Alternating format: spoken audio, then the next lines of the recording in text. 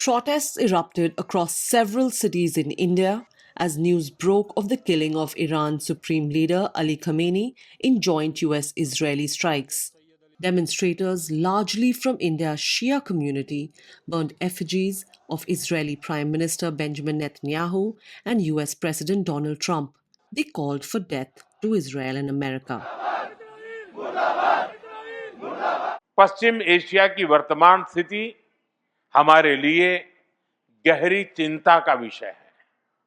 Bharat dialogue और diplomacy के माध्यम से सभी विवादों का समाधान का समर्थन करता है। But beneath the calls of diplomacy, Indian Prime Minister Narendra Modi has remained silent and yet to offer a formal statement over the killing of the Iranian leader. The silence comes on the back of Modi's much talked about Israel visit and has been seen by many, including the opposition in India, as a sign that India has chosen a side. The timing was unmistakable. The strikes on Iran began just as Modi left Israel, making India's claim of strict neutrality harder to defend on the global stage. Just before the war started, Indian Prime Minister went to Israel and spent some 36 hours there, which came as a big surprise for everybody as to why he chose to do that. Still not very clear why he did. But now India is totally sold towards Israel and is not really, in fact, condoled the death of the Supreme Leader, Mr. Ayatollah Khamenei. In fact, there have been a great amount of expectation within Indian media and even in social media that he should do something about it, but he has chosen to stay silent. In fact, he has been rather sympathetic to whatever has happened in the Middle East with the countries where Indians are located, but nothing to do with Iran. The diplomatic outreach in the last 48 hours tells its own story. Prime Minister Modi made two notable calls. The first was to the UAE president, where he reportedly expressed India's solidarity with the country, pledging support for its sovereignty, security, and the safety of its people.